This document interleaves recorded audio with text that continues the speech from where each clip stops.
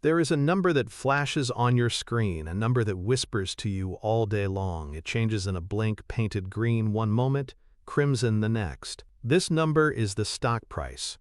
And it is, without question, the single greatest source of financial misinformation in the world. It is a siren song, luring fortunes onto the rocks.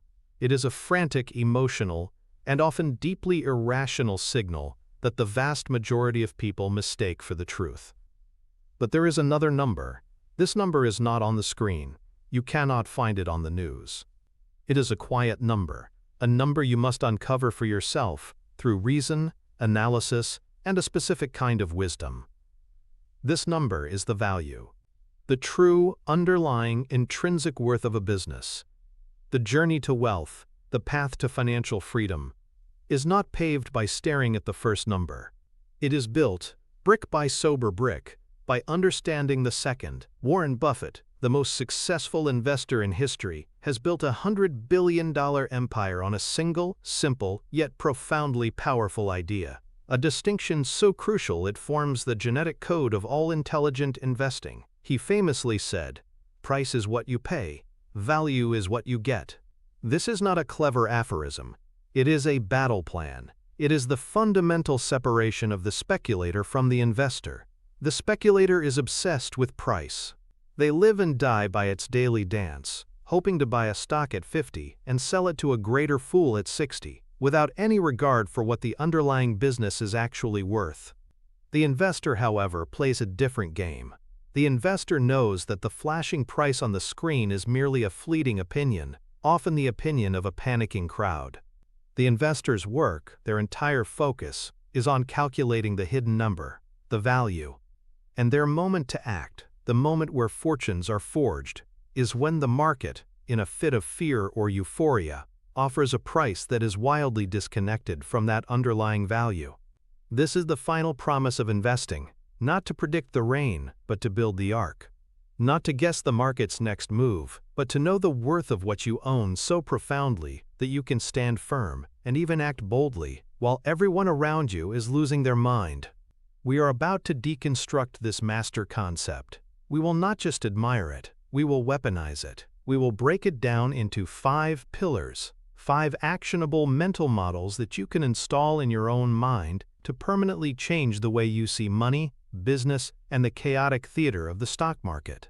This is the foundation upon which all sound wealth management is built. This is the beginning of your financial education in what truly matters. Our first pillar, the very bedrock of understanding the chasm between price and value, is a concept that Buffett learned from his mentor, Benjamin Graham. It's not a formula or a ratio, but an allegory, a story so powerful it can inoculate you against the market's madness. It's the story of your schizophrenic business partner, Mr. Market. To truly grasp this, we must transport ourselves back to one of the most terrifying periods in modern financial history, the market crash of 1973 to 1974. It was a perfect storm. The Vietnam War was raging. The Watergate scandal was shattering public trust in institutions. The oil crisis had sent prices skyrocketing, leading to crippling inflation and long lines at gas stations. The economy was stagnant. It was an era of deep, pervasive pessimism. And the stock market reflected this mood perfectly. The Dow Jones Industrial Average, which had flirted with the 1,000 mark, began a brutal, grinding descent. It would ultimately lose nearly 45% of its value, one of the worst declines in its history. This was not a quick, sharp shock like the crash of 1987. It was a slow, 2-year bleed that drained the hope and capital from an entire generation of investors. The darlings of the previous bull market, the so-called Nifty 50 stocks, great companies like Coca-Cola, IBM, and Polaroid, were eviscerated. These were one-decision stocks, companies so good you were supposed to buy them at any price and never sell. Investors had paid absurdly high prices for them, sometimes over 50 times their earnings. When the crash came, these paragons of American industry fell just as hard, if not harder, than everything else. Polaroid fell by over 90%. Avon dropped 86%. It was a bloodbath. The consensus on Wall Street, in the media, and on Main Street was unequivocal. Stocks are dead. The cover of Time magazine read, "The Case for Caution." Esteemed economists were predicting a new Great Depression. People were pulling their money out of the market in droves, vowing never to return. They were selling at any price, just to make the pain stop. The price of American business was in free fall. And in this environment of absolute terror, Warren Buffett, then in his early 40s and managing his relatively small firm Berkshire Hathaway, was calm. Not just calm, he was positively giddy. In his 1974 letter to shareholders, written from the smoldering ruins of the market, he penned a line that has since become legendary. He wrote, "We feel about stock prices much as we would feel about the price of our favorite food. If we were going to be a lifetime net buyer of food, we would rejoice when supermarket prices dropped. We should feel the same way about stock prices. I feel like an oversexed man in a harem. This is the time to start investing." Think about the sheer audacity of that statement. It was a direct, visceral rejection of the collective emotional reality of the entire world. While everyone else was seeing their life savings evaporate, seeing the red ink as a terrifying signal of doom, Buffett saw the exact same numbers and saw the sale of a lifetime. He was watching the prices, but he was not feeling what the prices were telling everyone else to feel. Why? Because his entire framework was different. He was thinking of Mr. Market. Benjamin Graham imagined the stock market not as a faceless, omniscient entity, but as a person, a business partner you have in a private enterprise. This partner, Mr. Market, has a peculiar emotional problem. He is a manic depressive. Some days, he shows up at your office euphoric. He sees nothing but a golden future for your shared business. On these days, he offers to buy your stake from you at a ridiculously high price, or sell you his stake at an equally inflated price. Other days, he arrives in the depths of despair. He is convinced that only ruin and disaster lie ahead. On these days, he is terrified and desperate to get out. He will offer to sell you his stake for pennies on the dollar, or buy yours for an equally pathetic sum. Mr. Market has one other crucial characteristic. He is an obliging partner. He doesn't mind if you ignore him. He will be back tomorrow with a new price, a new mood, a new offer. You are under no obligation to transact with him at all. His mood swings are his problem, not yours. The fatal mistake that most people make is that they let Mr. Market's mood dictate their own. When he is euphoric and quoting high prices, they feel euphoric too, and they rush to buy stocks, letting their greed get the better of them. When he is despondent and quoting low prices, they become terrified, and they rush to sell, succumbing to their fear. This is precisely what was happening in 1974. Mr. Market was in a deep, prolonged depression. He was screaming that the world was ending and offering to sell his shares in magnificent American businesses for absurdly low prices. The investing public, seeing these low prices and listening to Mr. Market's terrified screams, became terrified themselves and sold their holdings to him, making their temporary losses permanent. Buffett, however, saw Mr. Market for what he was, a moody, unreliable but occasionally very useful partner. He completely ignored the emotion and focused only on the offer. He had done his homework. He had calculated the underlying value of the businesses he was interested in. And now, his manic-depressive partner was offering to sell him shares in these wonderful businesses for far, far less than they were actually worth. So he began buying. He didn't buy a little. He bought aggressively, backing up the truck. Berkshire Hathaway's stock portfolio swelled with stakes in companies that were being discarded by a panicked market. He understood that the price was a product of Mr. Market's temporary insanity, not a reflection of the business's long-term value. This entire framework is a powerful defense against some of the most destructive cognitive biases in the human brain. The first and most obvious is herd mentality, or what psychologists call social proof. Human beings are social creatures. For millennia, our survival depended on sticking with the tribe. If everyone in your tribe suddenly started running, you didn't stop to analyze the situation. You ran too. It might be a false alarm, but if it was a saber-toothed tiger, the ones who stopped to think were eaten. This instinct is hardwired into our brains. In finance, the herd is the crowd of other investors, and the saber-toothed tiger is a market crash. When everyone starts selling, our primal instinct screams at us to sell too. We see the falling prices, we read the fearful headlines, we hear the panic in the voices of financial commentators, and we assume they must know something we don't. We outsource our own judgment to the wisdom of the crowd. But in investing, the crowd is almost always wrong at the extremes. The crowd is Mr. Market. It is a creature of emotion, not logic. By personifying the market, by giving it this slightly pathetic, emotionally unstable identity, you create a psychological distance. You are no longer fighting the wisdom of the crowd. You are simply dealing with your bipolar business partner. It reframes the entire interaction from one of social pressure to one of private, rational decision-making. The other key bias at play is the affect heuristic. This is a mental shortcut that allows us to make decisions quickly and efficiently by relying on our current emotions. If something makes us feel good, we judge the risks as low and the benefits as high. If it makes us feel bad, we judge the risks as high and the benefits as low. During a market boom, seeing green numbers on the screen feels good. It triggers feelings of euphoria and cleverness. The affect heuristic whispers, "This is great. The risk is low. Buy more." During a crash, seeing red numbers feels terrible. It triggers fear, anxiety, and regret. The affect heuristic screams, "This is a disaster. The risk is enormous. Sell now to make the pain stop." Mr. Market is the embodiment of the affect heuristic.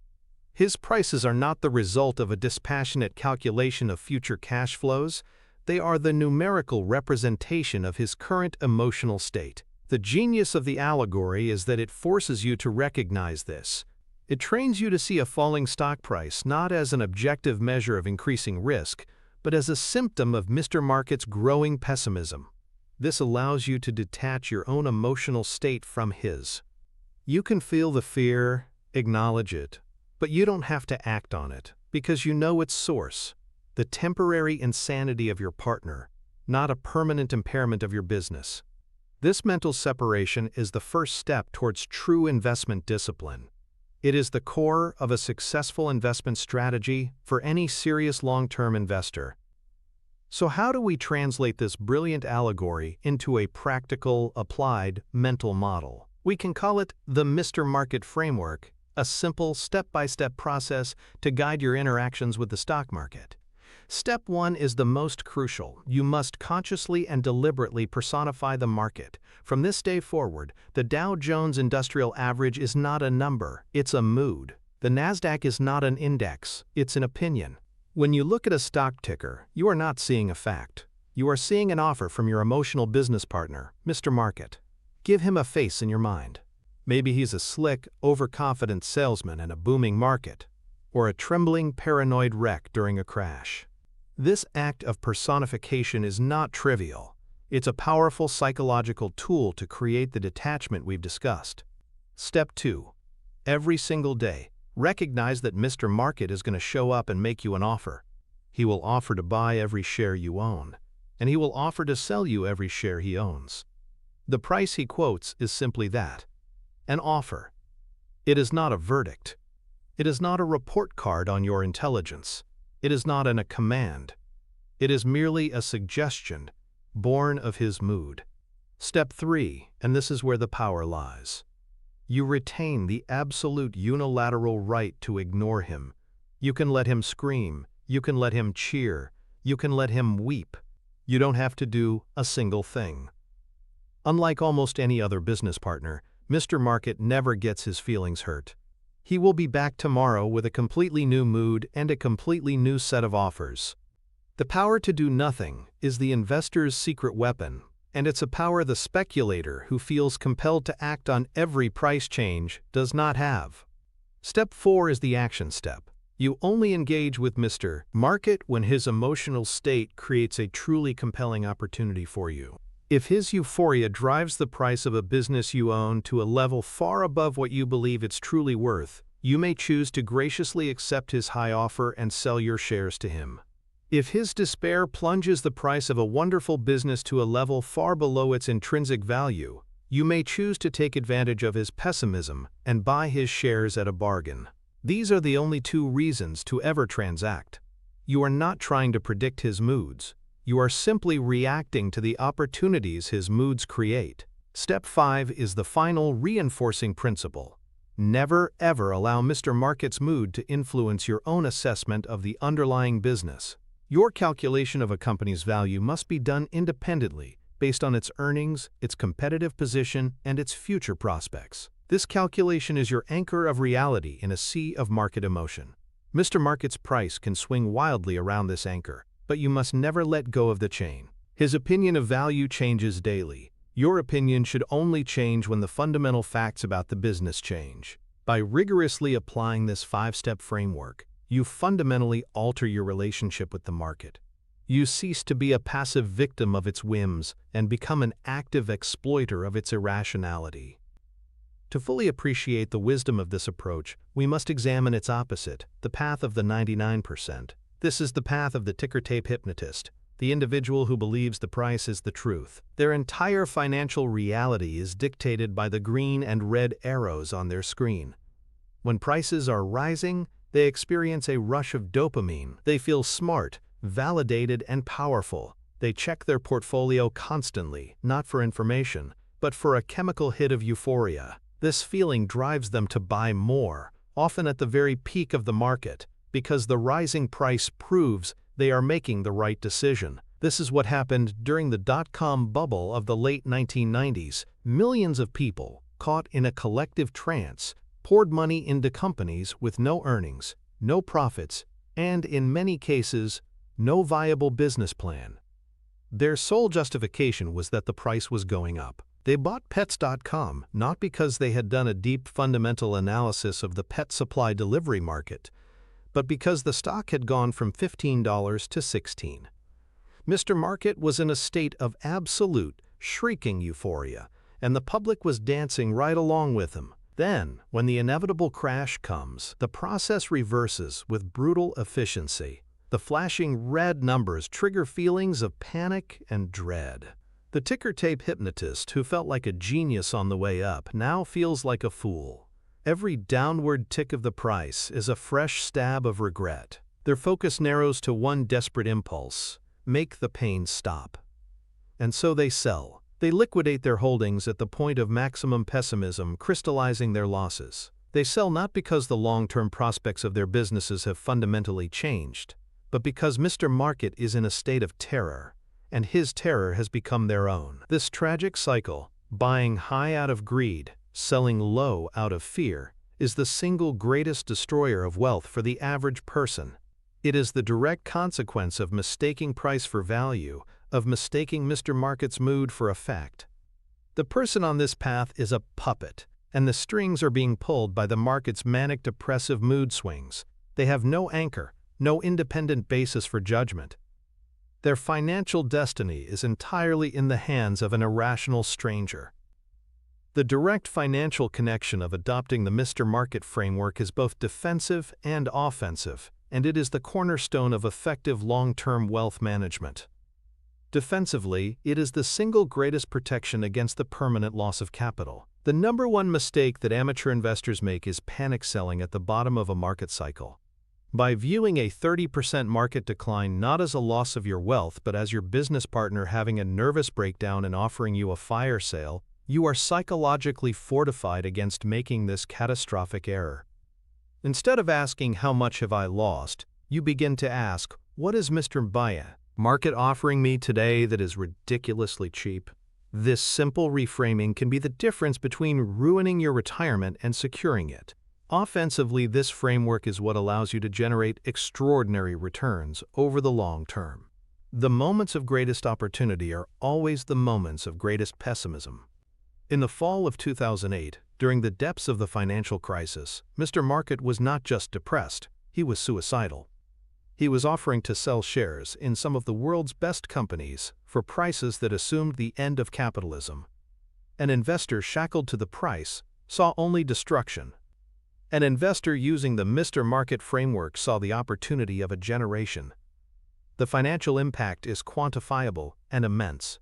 Imagine two investors in 2007, each with a $500,000 portfolio. By early 2009, both portfolios are down 40% to $300,000. Investor A, the ticker tape hypnotist, sees the price, panics, and sells everything, locking in a $200,000 loss. Investor B, the student of Benjamin Graham, sees Mr. Market in a fit of despair. Knowing the underlying value of his holdings hasn't dropped 40%, he not only holds on, but perhaps even adds new capital. Over the next decade, as the market recovers and soars to new heights, Investor A is on the sidelines, having missed the entire recovery. Investor B's portfolio not only recovers but compounds to well over $1 million. The difference in their outcomes was not a difference in intelligence or financial modeling skills. It was a difference in their core mental model for interpreting a single number, the price. One saw it as a truth to be obeyed. The other saw it as an opinion to be exploited. That is the power and the profit of treating the market as your manic-depressive partner. Once we have psychologically insulated ourselves from the emotional chaos of Mr. Market, our next task is to build our anchor of reality. If the price is just an opinion, we need a fact. This brings us to our second pillar, uncovering intrinsic value. This is the rational, difficult, but ultimately rewarding work of figuring out what a business is actually worth, completely independent of its fluctuating stock price. This is the value in the price is what you pay, value is what you get equation.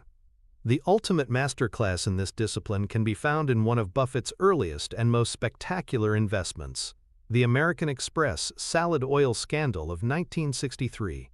It was a story straight out of a Hollywood thriller. A company in New Jersey called the Allied Crude Vegetable Oil Refining Corporation was a major customer of American Express's warehousing division. Allied would store vast quantities of salad oil in giant tanks, and American Express would issue warehouse receipts against this inventory. Other banks would then lend Allied money, using these American Express receipts as collateral, believing they were backed by real, tangible assets. The problem was, the president of Allied, a man named Tino DeAngelis, was a con artist. His tanks were mostly filled with water, with only a thin layer of salad oil floating on top to fool inspectors. He had created a phantom empire of oil, securing over $150 million in loans, an astronomical sum at the time, against non-existent inventory. In November of 1963, the music stopped. The fraud was exposed, Allied declared bankruptcy, and the banks holding the now worthless warehouse receipts turned to the one entity with a deep pocket and a trusted name, American Express. Wall Street panicked. Mr. Market went into a full-blown psychotic episode. The narrative was simple and terrifying. American Express, the bedrock of financial trust, had been duped. It was on the hook for the entire $150 million, a sum that would wipe out its net worth. Investors imagined endless lawsuits and a brand reputation damaged beyond repair. The stock, which had been trading at $65, collapsed by almost 50%, plunging to $35. The herd was stampeding for the exit. But a young Warren Buffett, then 33 years old and running his small investment partnership in Omaha, refused to join the panic.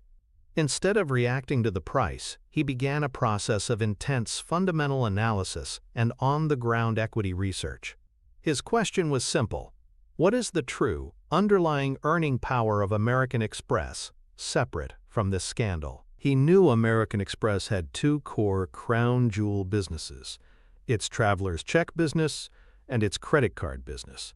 The scandal was in a third, much smaller division, warehousing. The key question was whether the damage from the warehousing division would bleed over and destroy the other two. So Buffett got to work. He didn't just read annual reports, he became a detective. He visited restaurants and banks. He stood in line at stores and observed how people paid. He talked to merchants. He talked to travel agents. He even talked to competitors. What he found was astonishing. The American Express brand, in the minds of the actual customers and merchants, was completely untarnished. People were still buying and using traveler's checks without a second thought. The credit card, a relatively new product at the time, was seen as a premium status symbol and its usage was growing exponentially. The scandal, as far as the public was concerned, was a Wall Street story, a strange affair about salad oil that had nothing to do with their vacation money or their ability to pay for dinner. Buffett realized that the core earning power of the company was intact and, in fact, growing. He then dug into the numbers. He calculated that even in a worst-case scenario, the eventual liabilities from the scandal would be a fraction of what the market feared. He estimated the intrinsic value of American Express, based on the enduring profitability of its main businesses, was at least $60 per share. And Mr. Market, in his panic, was offering to sell it to him for $35. This was it. This was the massive discrepancy between price and value that is the breeding ground of fortunes. Buffett acted decisively. He invested 40% of his entire partnership's capital, a sum of $13 million, into American Express stock. It was the single largest investment he had ever made. Over the next few years, as the company settled the legal claims for far less than anticipated and the phenomenal growth of its card and traveler's check businesses became apparent, the stock price soared. Buffett's investment more than quadrupled, netting his partnership a $20 million profit. This was not a gamble. It was the result of replacing the market's emotional narrative with cold, hard, rational calculation. He ignored the price and focused on the value. The American Express story is a perfect illustration of how to fight two more powerful cognitive biases, confirmation bias and the narrative fallacy. Confirmation bias is our tendency to search for, interpret, and recall information in a way that confirms our pre-existing beliefs. In 1963, the prevailing belief was, American Express is doomed. Investors who held this belief would seek out any piece of news that confirmed it.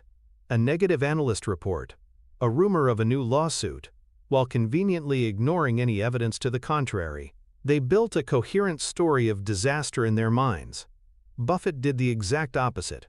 He actively sought disconfirming evidence. His starting hypothesis could have been, maybe Amex isn't doomed.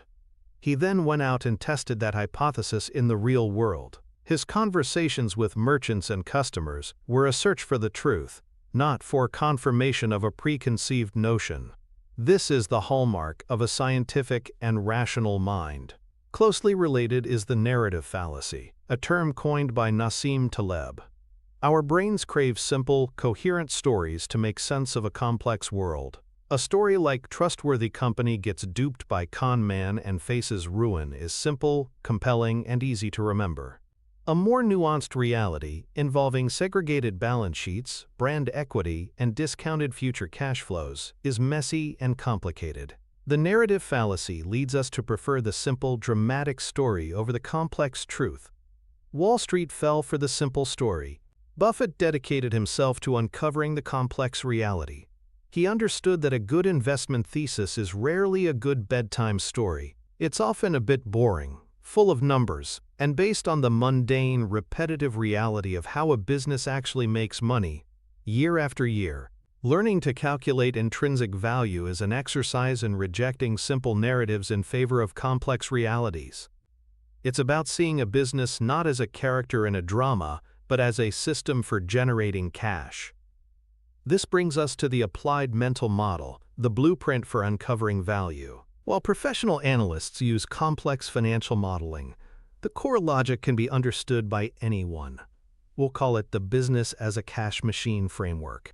This is the essence of a discounted cash flow, or DCF, analysis, explained without the confusing jargon. Step 1. Fundamentally reframe what a stock is. You are not buying a ticker symbol that wiggles on a screen. You are buying a fractional ownership stake in an actual business. You are now a part owner. Imagine you are buying not one share of Coca-Cola, but the entire company. What would you care about? You would care about how much cash it generates. Step 2. Think of this business as a machine. You put capital in one end, for factories, marketing, etc., and out the other end comes cash. The job of a good company valuation is to estimate how much cash this machine will spit out, between now and the day it shuts down. This is called owner earnings, or free cash flow. It's the money left over after all expenses and necessary reinvestments that could, theoretically, be sent to you, the owner. You have to be a business analyst first and a stock market analyst second. You'll need to look at the company's history of generating cash, assess its competitive advantages, its moat, to see if it can protect that cash generation from competitors, and make a conservative estimate of its future growth. Step 3. Apply the dollar tomorrow is worth less than a dollar today principle. The cash the machine will generate in 10 years is less valuable to you than cash it generates today, because you could invest today's cash and earn a return on it. So you must discount all those estimated future cash flows back to their present value. This is the part that sounds complicated, but the concept is simple. If you could earn 10% a year safely elsewhere, you wouldn't pay $1 today for the promise of $1 a year from now. You'd pay something less. The total of all the discounted future cash flows is your estimate of the company's intrinsic value. Step 4. Divide that total intrinsic value by the number of shares outstanding. The result is your intrinsic value per share. This is your anchor of reality. This is the number you will write down and compare to the wild, emotionally driven price quoted by Mr. Market. Is this process difficult? Yes. Is it precise? No, it's a range of probabilities, not a single magic number. But the act of going through this rational process, even with conservative, imperfect estimates, is infinitely more valuable than relying on the market's daily whim. It forces you to think like a business owner, which is the only way to achieve true financial literacy and make wise investing decisions.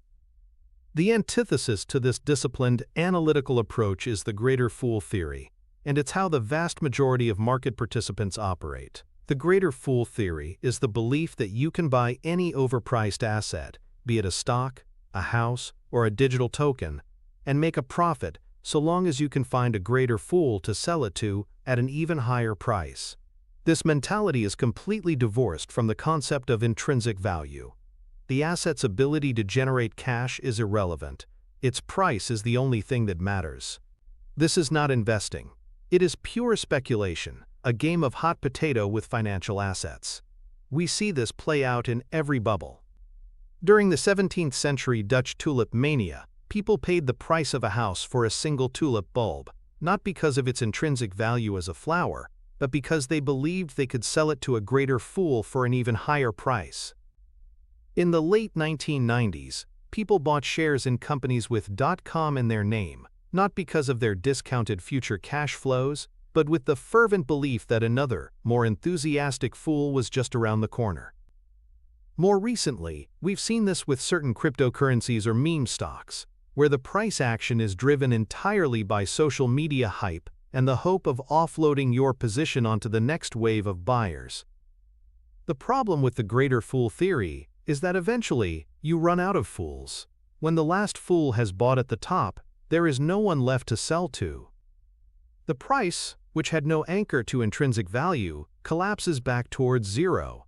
The person left holding the asset when the music stops is the ultimate fool.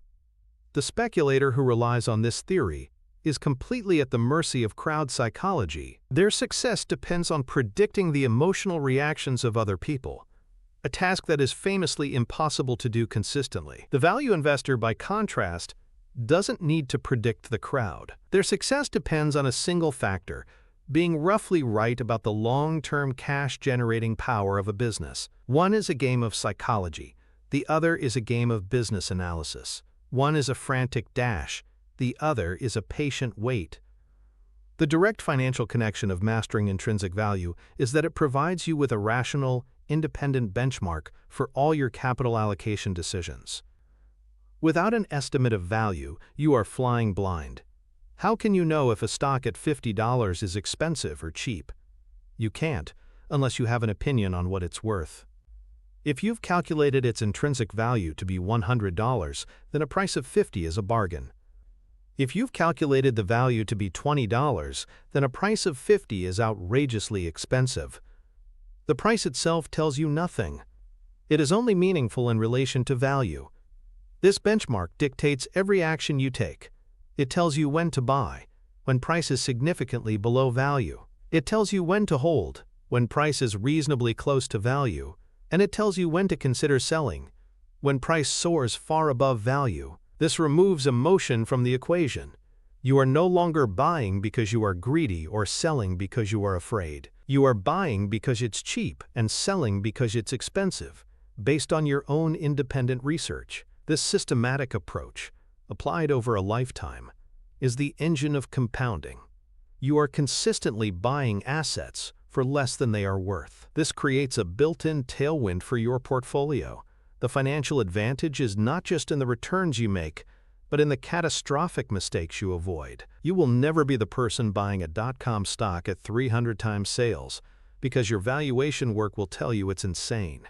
You will never be the person holding a melting ice cube of a business all the way to zero, because your analysis will show the intrinsic value is deteriorating. This discipline, this commitment to doing the hard work of valuation, is what separates a professional approach to wealth management from an amateur's gamble. It is the only reliable path to wise investing. Knowing the irrational price from Mr. Market and having a rational estimate of intrinsic value is not enough. The two numbers alone are just data. The magic, the part that generates extraordinary returns while protecting you from disaster, happens in the gap between them. This brings us to our third and perhaps most critical pillar: the margin of safety. This principle, which Benjamin Graham called the three most important words in investing, is the bridge that connects price and value. It is the practical, actionable expression of the entire philosophy. It is the discipline of buying a dollar's worth of value for 50 cents. To understand its profound importance, let's look at Buffett and Charlie Munger's purchase of See's Candies in 1972. This transaction is a masterclass not just in buying a great business, but in the uncompromising discipline of demanding a margin of safety, even when you know you've found a gem. See's Candies was a beloved, family-owned box chocolate company based in California. It had a fanatically loyal customer base, a strong brand, and a simple, profitable business model. Buffett and Munger quickly recognized it was a wonderful business. It had what they would later call a moat, a durable competitive advantage, in this case, its brand and customer loyalty, that allowed it to consistently raise prices without losing business. After studying the company's financials, they calculated its intrinsic value. They believed the business was worth at least $30 million. The See family, who were looking to sell, wanted a price of $30 million. A typical investor, or a modern private equity firm, might have jumped at the chance. Buying a wonderful business at a fair price is a good outcome.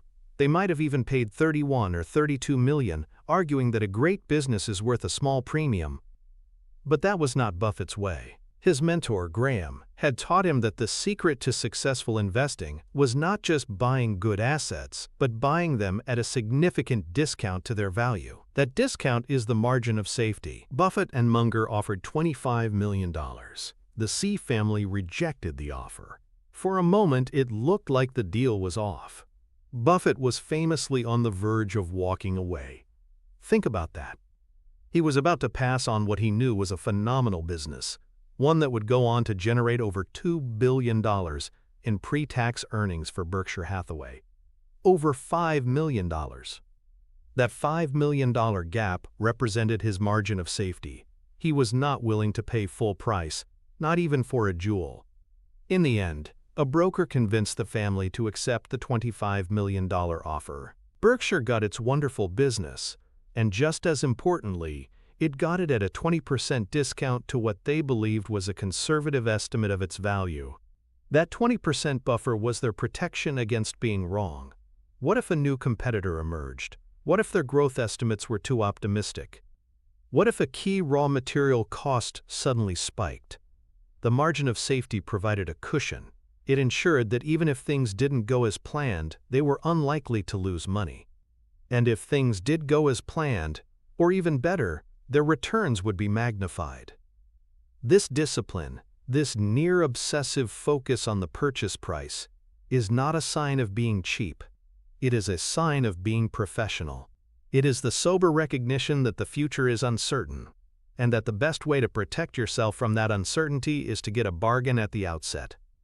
The psychological principle that the margin of safety directly counters is one of the most pervasive and dangerous biases we face, the overconfidence bias. Humans are, by nature, chronically overconfident. We systematically overestimate our own knowledge, our own abilities, and the precision of our forecasts. A famous study asked a group of drivers to rate their own driving skills. Over 80% rated themselves as above average, quote, a statistical impossibility. This bias runs rampant in the world of finance. Every investor who buys a stock believes they have a better-than-average insight. They have done their research, they have built their financial model, and they are confident in their conclusion about the company's intrinsic value. The danger is that this confidence leads them to believe their valuation is a precise, infallible number. If their spreadsheet says a stock is worth $100, they are comfortable buying it at $95 or $98, believing they are still getting a deal. They leave no room for error. The margin of safety is a direct antidote to this arrogance. It is a built-in, preemptive dose of intellectual humility. When you demand to buy that $100 value for only $70, you are explicitly acknowledging that your $100 calculation could be wrong. You are admitting, I've done my best to value this business, but I am a fallible human being. The future is unknowable. My estimates might be too high. The management might make a mistake. The economy might turn against me. Therefore, I will build a buffer to protect myself from my own inevitable errors and the vagaries of the world. It is a recognition of the limits of knowledge. This is a profound shift in mindset. Most investors are focused on being right. The margin of safety investor is focused first on not being catastrophically wrong. This defensive posture paradoxically is what leads to the greatest offensive results over time. It is the financial equivalent of the Hippocratic Oath. First, do no harm to your capital. So how do we apply this? The mental model is the bridge engineer's method. Benjamin Graham, who first articulated this concept, used this exact analogy. When an engineer builds a bridge, they first calculate the maximum load it will ever have to bear. Let's say that's a 10,000-pound truck. Does the engineer then design the bridge to withstand exactly 10,000 pounds? Of course not. That would be reckless. They design it to withstand 15,000 pounds or 20,000 pounds. That extra capacity is the bridge's margin of safety. It protects against unforeseen stresses, calculation errors, or material defects. We must build our investment portfolios with the same discipline. Step 1. Perform your intrinsic value calculation, as we discussed in the previous pillar. This is the equivalent of calculating the 10,000-pound load the bridge must carry. Let's say you conservatively estimate a stock is worth $100 per share. Step 2. Insist on a margin of safety. This is where you design the bridge to carry 15,000 pounds. You make a hard and fast rule that you will only buy at a significant discount to your calculated value. For a stable, predictable business like a utility or a consumer staple, your required margin might be smaller, say 25%. So you would set your buy price at $75. For a more cyclical or less predictable business, you would demand a larger margin, perhaps 40% or 50%. Your buy price might be $60 or even $50. This is not a number you negotiate with yourself on. It is a fixed discipline. Step 3. Patiently wait for Mr. Market to cooperate. Most of the time, the price of a great business will not be in your buy zone. It will trade at or near its intrinsic value. Your job, then, is to do nothing. You simply monitor your watch list of wonderful companies with your pre-calculated buy prices and wait. You wait for a market panic, an industry-specific scare, or a temporary business hiccup that sends Mr. Market into a depressive episode and causes him to offer you the price you demand. This process transforms investing from a frantic activity into a patient hunt. You are no longer chasing prices. You are setting traps and waiting for the game to come to you. The path of the 99% is the polar opposite. It is the path of growth at any price or justifying any purchase because it's a quality company. This is the antithesis of the margin of safety. Investors on this path become enamored with a company's story, its charismatic CEO, or its exciting technology. They fall in love with the business and conclude that the price you pay is a secondary consideration. This was the exact mentality behind the Nifty 50 bubble in the early 1970s. These were, for the most part, truly excellent companies. Coca-Cola, Disney, IBM, McDonald's. These were the technological and consumer giants of their day, with seemingly unassailable competitive advantages. Investors, convinced of their perpetual growth, bid their stock prices up to nosebleed valuations, sometimes over 80 times earnings. The logic was that you could pay any price, because their inevitable growth would bail you out. They bought with zero margin of safety. Then came the brutal 1973-74 crash we discussed earlier. These one-decision stocks collapsed. Coca-Cola lost half its value. Xerox fell by 70%. Polaroid, the Apple of its day, fell by over 90%. The businesses themselves remained, for the most part, excellent. They continued to grow their earnings over the following years. But for the investors who had paid the peak prices, the returns were abysmal for a decade or more. It took until the 1980s for many of these stocks to climb back to their 1972 highs. The lesson is devastatingly clear. Price matters. It matters enormously, even for the best businesses in the world. Buying a wonderful company at a terrible price can result in a terrible investment. The speculators of the Nifty 50 era focused only on the value side of the equation, the quality of the business, and completely ignored the price side. They built a bridge designed to carry exactly 10,000 pounds and were shocked when a surprise 11,000-pound truck of reality came along and caused it to collapse.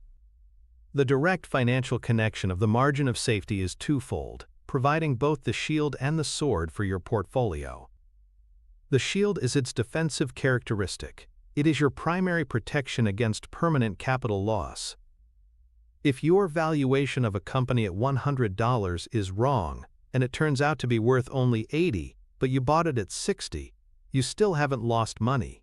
Your margin of safety absorbed the impact of your error. This is a crucial function, because in the game of long-term compounding, avoiding large losses is far more important than achieving spectacular gains.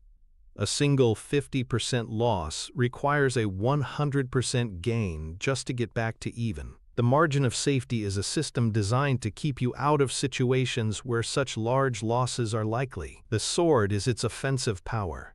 It is the primary driver of outsized returns. When you buy a dollar for 60 cents, you have a built-in 66% potential return right from the start, just for the price to revert to a conservative estimate of its value. If the business value itself grows over time, your returns are magnified even further. Let's say the $100 value grows by 10% to $110.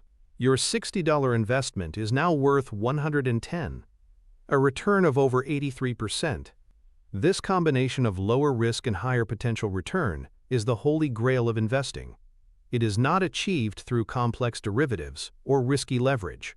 It is achieved through the simple, disciplined act of paying much less for something than it is worth. This principle is the mechanical engine of all successful value investing and the absolute foundation of any professional approach to capital allocation and wealth management. It is the practical execution of the entire price versus value philosophy. Now we face a critical question. How can we confidently calculate intrinsic value and demand a margin of safety if we don't truly understand the business we are analyzing? The answer is, we can't. This brings us to the fourth pillar, a principle of intellectual honesty that underpins the entire Buffett philosophy, the circle of competence.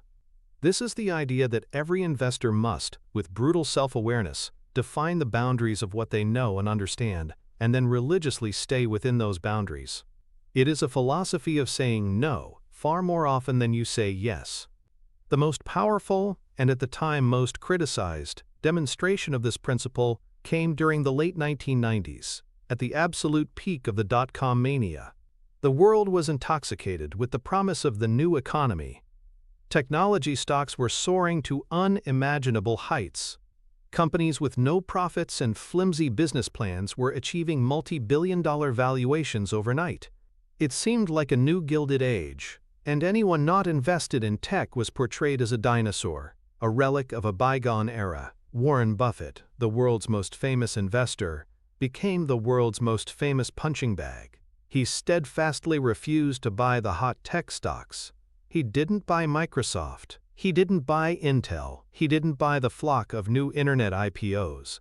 Berkshire Hathaway's stock, filled with old economy businesses like insurance and consumer goods, was badly underperforming the soaring Nasdaq. The financial media was merciless. In December 1999, the influential magazine Barron's ran a scathing cover story with the headline, "What's Wrong, Warren?"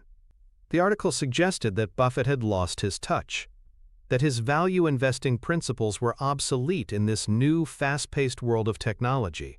Investors were fleeing Berkshire, and Buffett faced immense pressure to change his stripes and join the party.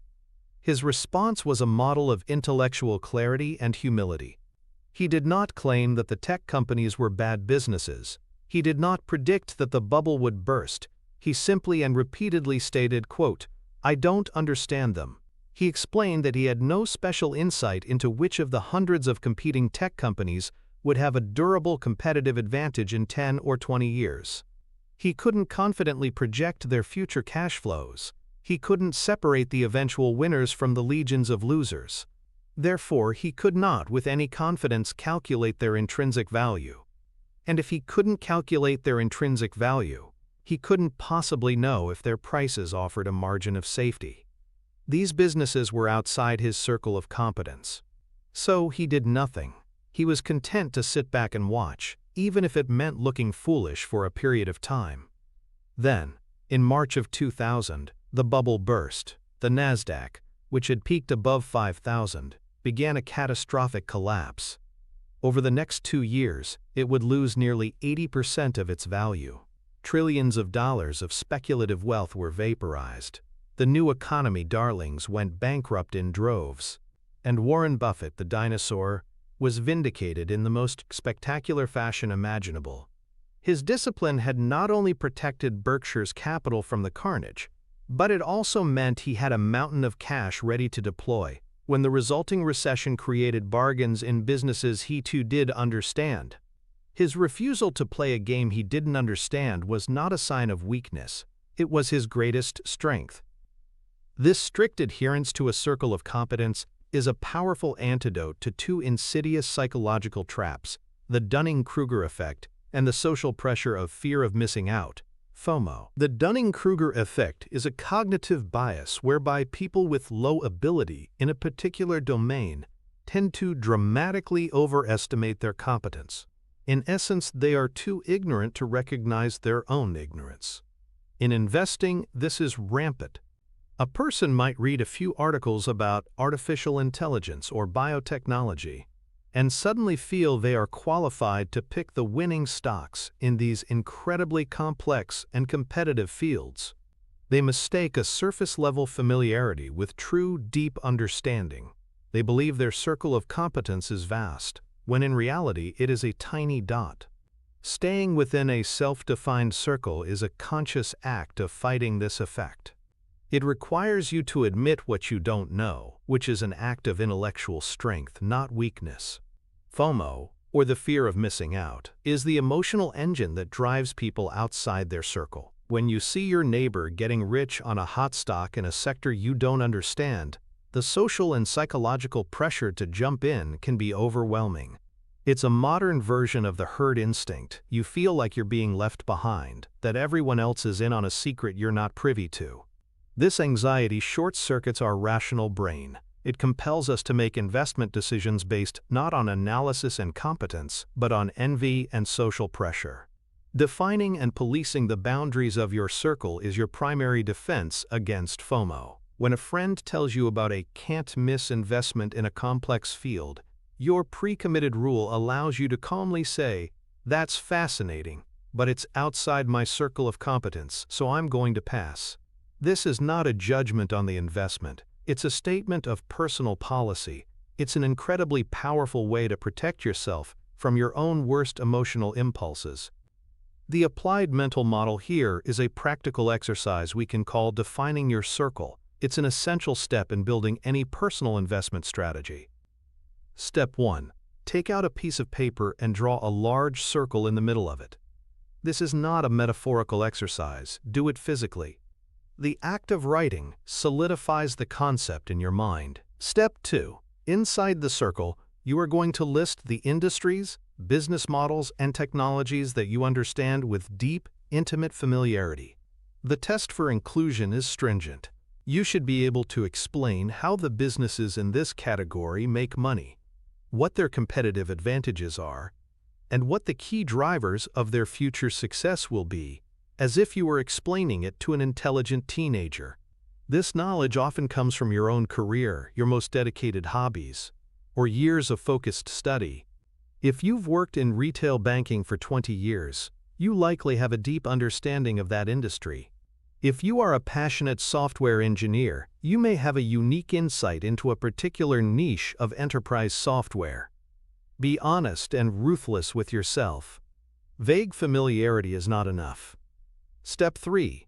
Everything else, every other industry, every other business model goes outside the circle. This area is your too hard pile. It's not a judgment on their quality as investments.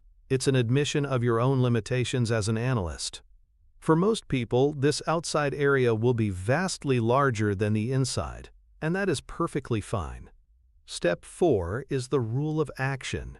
Your entire investment universe consists only of what is inside that circle. You will never, under any circumstances, make an investment in a company from your too hard pile, no matter how exciting the story or how much the stock is rising. The size of your circle is not important. Charlie Munger has said that what's important is not how big your circle is, but how well you know the perimeter. A small, well-defined circle is infinitely superior to a large, fuzzy one. This simple exercise provides the intellectual foundation for all subsequent work in your financial education. The path of the 99% is to completely ignore this discipline. It is the path of chasing hot tips and complex narratives. The average person's portfolio is often a random collection of companies they know very little about. They bought a mining stock because a newsletter recommended it. They bought a biotech company because they saw a positive news report. They bought a cryptocurrency because their nephew told them it was the future. They are investing in stories, not in businesses, because they have no deep understanding of what they own. They have no independent basis for making decisions. They don't know if the company's latest earnings report is a sign of temporary trouble or permanent decline. They can't tell if a new competitor is a serious threat or an irrelevance. They are completely dependent on the opinions of others, the very Mr. Market we are trying to protect ourselves from. When the price of their hot stock falls, they have no anchor of intrinsic value to hold on to, because they never had the competence to calculate it in the first place. All they know is that the story has changed from a happy one to a scary one. This inevitably leads them to panic and sell at the worst possible time. An investor without a circle of competence is like a sailor without a compass, tossed about by the waves of market sentiment with no way to find a safe harbor. The direct financial connection of this principle is profound. Operating strictly within your circle of competence dramatically improves the accuracy of your most important judgments. Your calculation of intrinsic value, Pillar 2, becomes far more reliable when you are analyzing a business you deeply understand. You have a much better feel for the nuances of the industry, the potential risks, and the realistic growth prospects. Consequently, your ability to confidently identify when a price offers a true margin of safety, Pillar 3, is magnified. The financial result is a dramatic reduction in unforced errors. The great challenge in investing is not finding the one or two brilliant ideas that will make you rich. It's avoiding the handful of catastrophic mistakes that will wipe you out. A single investment in a fraudulent or failed business that you didn't understand can erase the gains from years of patient, sensible investing. The circle of competence is a filtering mechanism designed to eliminate the vast majority of these potential disasters from your consideration set. It ensures that when you do make a mistake, and you will, it is more likely to be a small error of valuation within a business you understand, rather than a complete conceptual blunder in a field you know nothing about. This discipline is the very essence of professional risk management and a prerequisite for any form of intelligent capital allocation. It protects your long-term compounding machine by ensuring you never play games where the odds are stacked against you. We have now assembled a formidable toolkit. We know how to ignore Mr. Market's moods. We know how to calculate a business's intrinsic value. We know how to demand a margin of safety. And we know how to do all this within the boundaries of our own competence. But there is one final, crucial pillar that holds the entire structure up. Without it, everything else collapses into a pile of useless theory. This final pillar is not an analytical skill. It is a quality of character. It is the investor's temperament. It is the psychological fortitude to remain rational when everyone around you is not, and to act on your knowledge with courage and conviction, especially when it is most difficult to do so.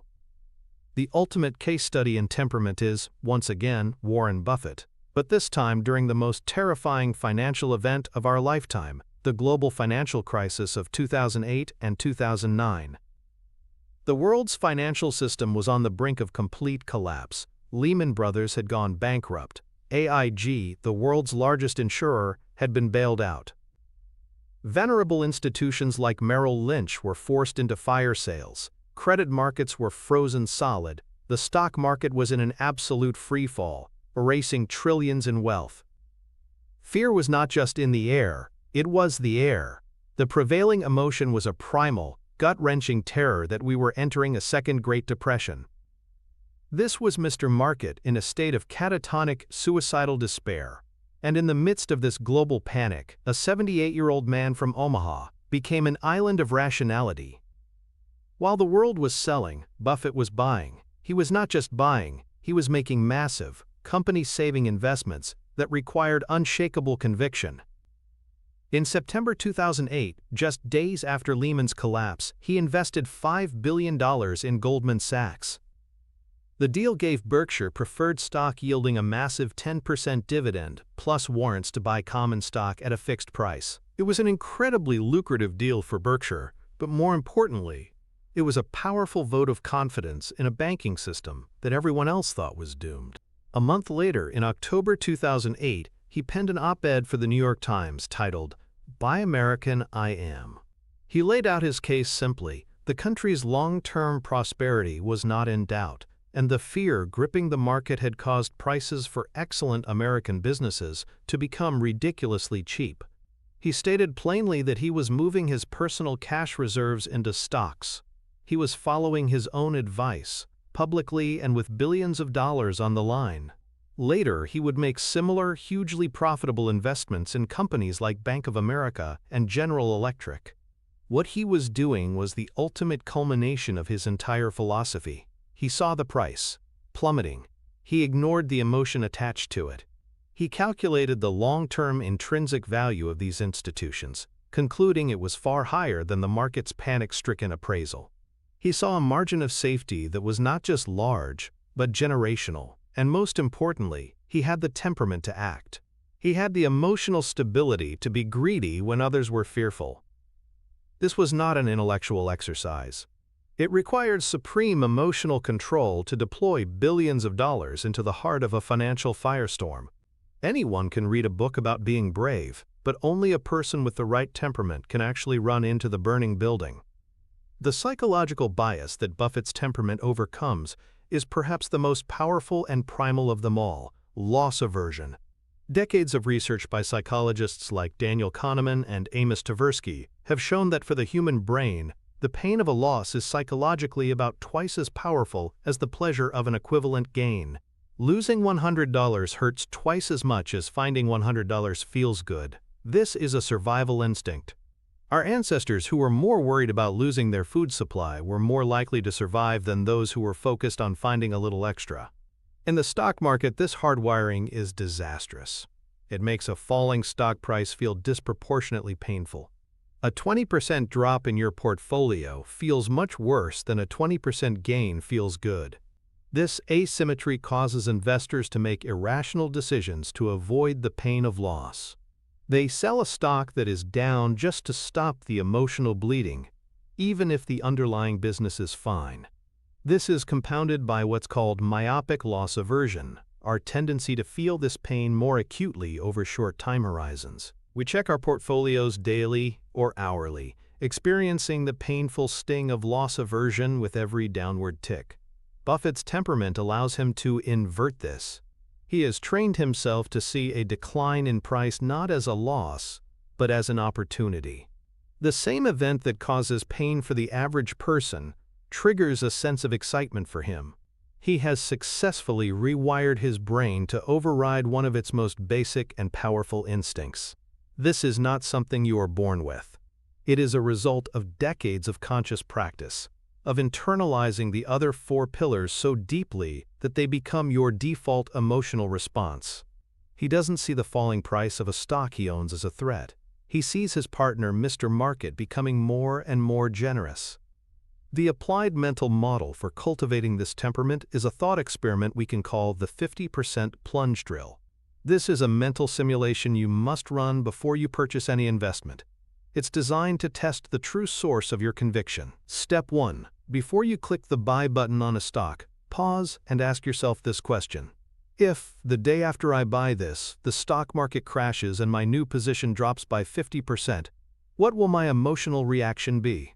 Be brutally honest with yourself. Would you feel panic? Would you feel regret? Would you be tempted to sell to cut your losses? Step 2. Now add a crucial piece of information to the simulation. Assume that your fundamental analysis of the business is still correct. The company's earnings power, competitive position, and long-term prospects have not changed. Only the price has been cut in half because of a general market panic. Now what do? The correct answer for a true value investor is unequivocal. You should be excited. You should be looking for cash to buy more. You are happy to buy the business at X, so you should be ecstatic to buy more of it at X divided by 2. Step 3. If your honest answer to this drill is that you would feel fear and be tempted to sell, then you must not make the initial investment. A no answer to this drill reveals that your conviction is not actually in the underlying value of the business, but in the stability of its price. You are, whether you admit it or not, a speculator, not an investor. You are implicitly relying on the price to validate your decision. This drill, practiced religiously, acts as a filter. It forces you to only buy businesses you understand so well and believe in so deeply that a sharp price decline is viewed as a gift, not a curse. It is a training regimen for your temperament, building the emotional muscle required to act rationally when the time comes. The antithesis, the path of the 99%, is to live on the emotional roller coaster. For most people, their net worth statement is a proxy for their self-worth. When the market is up, they feel brilliant and successful. They are cheerful, confident, and perhaps a bit arrogant. They are eager to talk about their investments at parties. They are experiencing the high of the roller coaster. When the market is down, they feel foolish and anxious. They are morose, regretful, and scared. They avoid looking at their statements and change the subject if anyone brings up the stock market. They are experiencing the sickening lurch of the roller coaster's drop. This emotional volatility ensures that they will make the wrong decision at every major turning point. Their euphoria at the top of the ride will convince them to put more money in, right at the peak of risk. Their terror at the bottom will compel them to get off the ride, right at the point of maximum opportunity. They are not in control, their emotions are. They have outsourced their financial well-being to the chaotic external stimulus of the market, and they are destined to be whipsawed by it until their capital and their spirit are exhausted.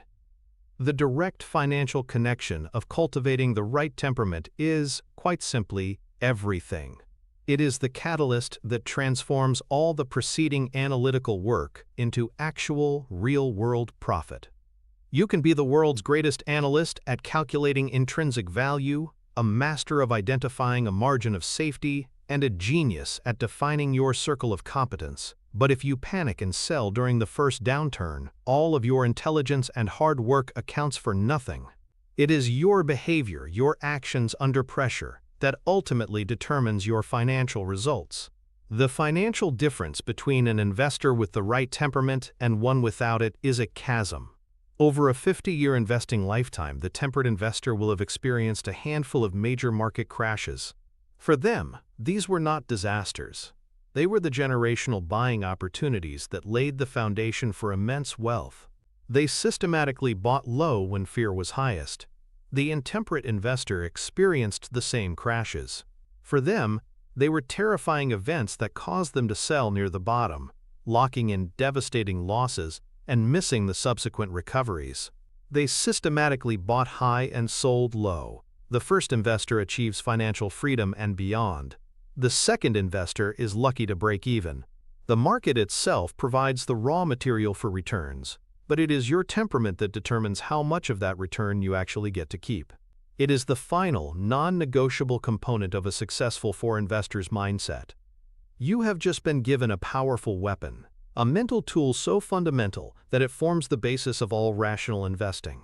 You now know how to separate the frantic, emotional noise of price from the solid, calculated reality of value. You understand that the number on the screen is not the truth. It is an offer from a manic-depressive business partner. You have the framework to look past that offer, to peer into the heart of a business and determine its true underlying worth. This is not just a piece of financial education. It is a permanent upgrade to your mental software, a lens that, once you learn to use it, you can never unsee the world through. You have acquired the foundational principle of the intelligent investor, but this powerful tool, this distinction between price and value, is just one crucial piece of a much larger, interconnected system. Warren Buffett's mind is not a collection of isolated tips.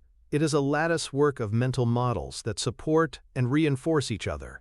Knowing what a business is worth is the first step, but how do you judge the quality of the people running that business? How do you analyze the strength of its competitive moat to ensure that its value will grow and not shrink over time? Mastering the concept of price versus value tells you when to buy, but these other models tell you what to buy in the first place. That video that is now appearing on your screen is not just another random piece of content. Think of it as the next piece of the map. It is the critical link that connects the framework you have just mastered to the next level of analysis. It takes the quantitative, the calculation of value, and connects it to the qualitative, the judgment of business and management quality. It is the component that turns a good system into an unbreakable one. You have already proven that you are not a speculator. You have invested this time, this focus, to learn the core principle of wise investing. You are part of a small minority who seek to understand, not just to gamble. The question now is how far you are willing to take this journey. Are you content with the foundation, or are you ready to build the rest of the fortress? The choice to click is not about watching another video. It is a decision to continue your ascent, to complete your mental arsenal, to finish what you have started. Click and take the next step.